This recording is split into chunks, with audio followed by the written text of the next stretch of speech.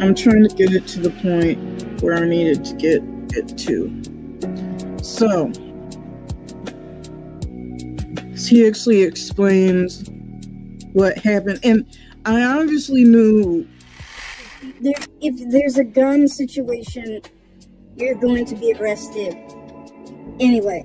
But usually, if the prosecutor senses this was self-defense, charges are going to be dropped. Of Mariner. His career, however, was cut short when he was struck by a drunk driver in 1991. Since 95, he's been playing music for donations on Seattle's waterfront. He's regarded fondly by the people there and described as a regular, usually playing music and bringing a good vibe to the waterfront. People are used to peace and quiet and pleasantries there on the piers, but white supremacy has created a class of super predators who break the peace. As we've seen in so many other instances, a white man showed up and started an argument with Mr. Powell. That's what I saw is, number one, they accused this black veteran of trying to kill this man. And that's what people were arguing over on Twitter. Like, well, if you're disabled or not, and the thing with self-defense, and this is what gets a lot of gun owners a bad name, is people who antagonize situations. That's not self-defense. If you are antagonizing people, number one, he doesn't have to show you his papers, Massa Sir. He doesn't have to show you his papers. You are not the police. And a lot of you don't get that. He does not have to show you his papers, that he's free, and all this other stuff. He doesn't have to do that. All for no reason. According to the criminal complaint against him, the perpetrator approached the victim, who was in a wheelchair on the boardwalk near Starbucks, and he demanded the victim provide identification to prove his military status. As the victim was taking out his... Because no black person ever served in the United States military. And really, that's why I would never be a part of the police department. That's the biggest reason. Look how y'all are treated. And they don't recognize you. They don't care. I've even seen police interactions where they won't behave right until a white officer gets there, and then it's I'm sorry, officer. Oh yes, because you have no authority over them. They don't recognize it. They don't recognize you as a police officer. They don't recognize you as military. They don't recognize you as anything. They don't care. So why the hell would I certainly risk my life and be blown to pieces for people who don't care and would blow me down in the streets? Literally, this man survived war just to be treated like trash. And he's not the first. They lynch us in our military outfits for wearing it. Why would you serve for a country who does not care about you? They don't recognize it, and they don't care. So, if you don't care about my service, then you don't need my life. I'm Muhammad Ali on that. Then you don't need my life. Send the white boys over there to Vietnam or wherever they're going, and Baghdad and all this other stuff, because that's the only people you care about, and that's the only people you're gonna cry over. That's the only people you say thank you for your service. Then send them over there and put them all in the police force, because why should I? His wallet, the white man who accosted him then removed a military patch from the victim's belongings. This caused the victim to arm himself with a knife. The white man pulled out a handgun, pointed it... That's what he was reaching for. He was reaching to defend himself. And if you've backed up that much, you are not in any imminent harm. Like, and when I first saw it, I'm like, he's certainly, this disabled man, whoever he is, whether he was pretending to be a veteran or not, this is when I first saw it, certainly got the drop on you. Because you had to fumble with your purse to get your gun out. At the victim and shot him point blank in the chest. Now, this was a racial ambush, and if you look at the video, you see the guy standing several feet away from the victim. He wasn't standing right on top of him. There was no imminent threat or imminent anything. He didn't just happen to show up there that day, by the way, armed with a .45 caliber pistol. He started an argument with a complete stranger in a wheelchair. He went there to carry out a broad daylight murder. He had that in his empty head before he even went there. Now, today, Harold is recovering at home. He had been released from the hospital on Sunday. Thank God.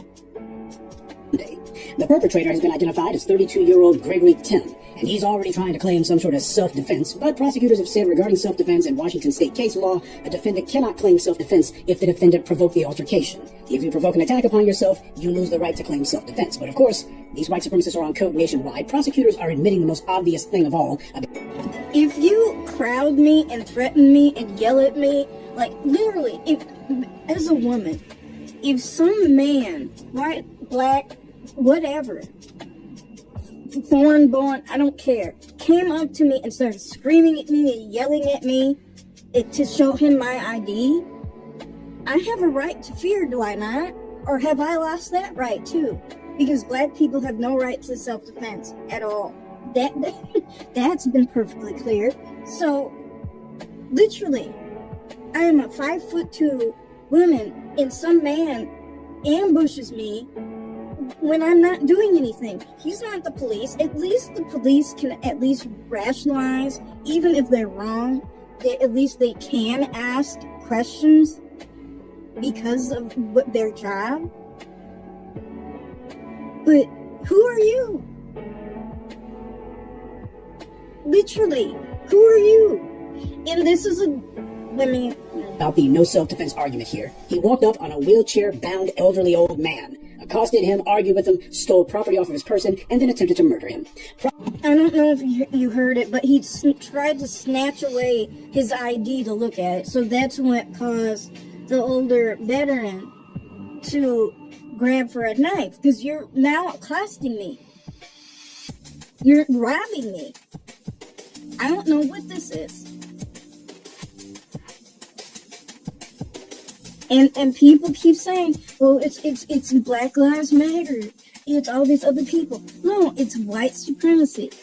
Going up to an elderly man, I don't care if he's a veteran or not. I'm not going up to any elderly person, regardless of skin color, and doing anything other than maybe smile at them, walk past them. I don't know. Like, no.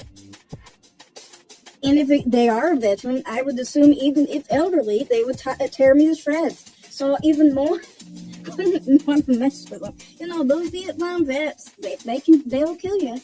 Prosecutors are not charging this animal with murder, though. Instead, all this attempted murder is being charged with is first-degree assault. The judge even offered this reprobate bail, $750,000. Didn't the idiot even like, what if they are a veteran? Like, let's just take age out of it. Like, let's say someone's like in their 40s or in their 30s, and you just see them, oh, they're lying about being a veteran. So you're going to assault them? What if that veteran doesn't want to be assaulted?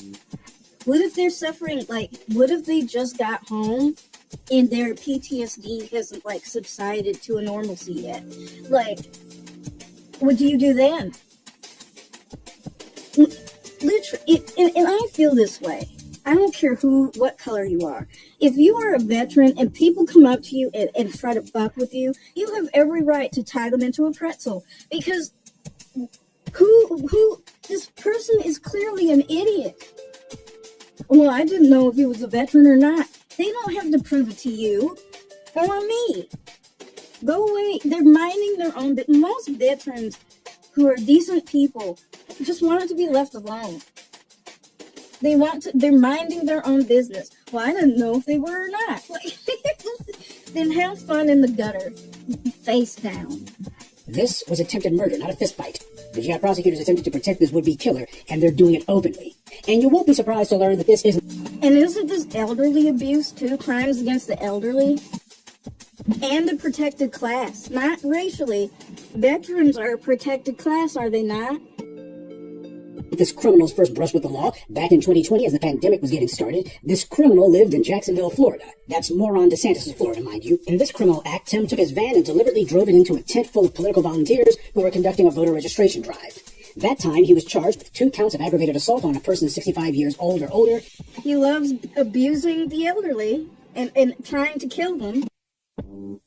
And single counts each of criminal mischief and driving with a suspended license. His bail in that case was set at $500,000. Even Donald Trump, who was president at the time, weighed in on that incident, so even the president was aware of this case. And yet, in Moron DeSantis' Florida, he got the same charges and even the same bail amount as what he got earlier this month. And if you're wondering whatever became of that case against him in Florida, This is just terrorism. This is a terrorist.